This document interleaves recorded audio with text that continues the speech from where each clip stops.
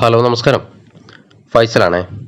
ഇന്ന് ഞാൻ നിങ്ങൾക്കായി സമർപ്പിക്കുന്ന വീഡിയോ കൊമ്പൻ പുഴു അഥവാ ഊട്ടിപ്പുഴു എന്ന പേരിലൊക്കെ അറിയപ്പെടുന്ന ഒരു തരം തൊപ്പപ്പുഴുവിൻ്റെ വീഡിയോ ദൃശ്യമാണ്.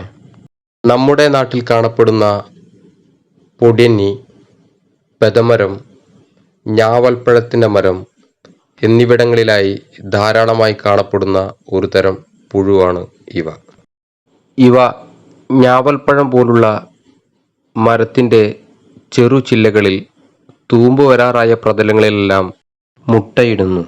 തുടർന്ന് അതിൻ്റെ തുടർ പ്രവർത്തനം എന്നോണം ചെറു ജലകണികകൾ ഭൂമിയിലേക്ക് ഉറ്റി വീഴുന്നു.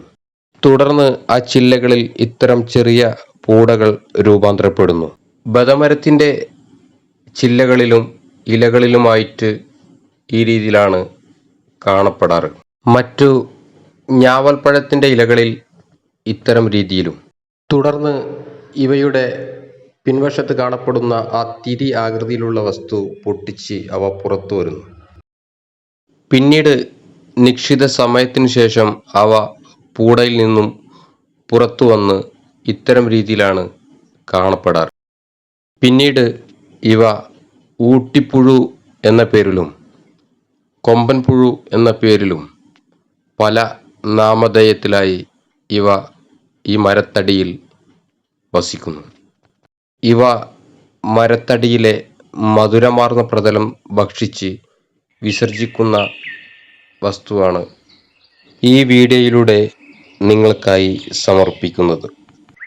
ഇവ പലപ്പോഴായി രണ്ട് വർണ്ണങ്ങളിലാണ് കാണപ്പെടാറ്. വളർച്ചയിൽ സംഭവിക്കുന്ന വ്യതിയാനമാണോ അതല്ല ലിംഗ വ്യത്യാസത്തിൻ്റെ മാറ്റമാണോ എന്നറിയില്ല. ഏതായാലും വീഡിയോ നിങ്ങൾക്ക് ഇഷ്ടപ്പെട്ടെങ്കിൽ ലൈക്ക് ചെയ്യുക, അഭിപ്രായങ്ങൾ നിർദ്ദേശങ്ങൾ എഴുതി അറിയിക്കുക. നന്ദി, നമസ്കാരം.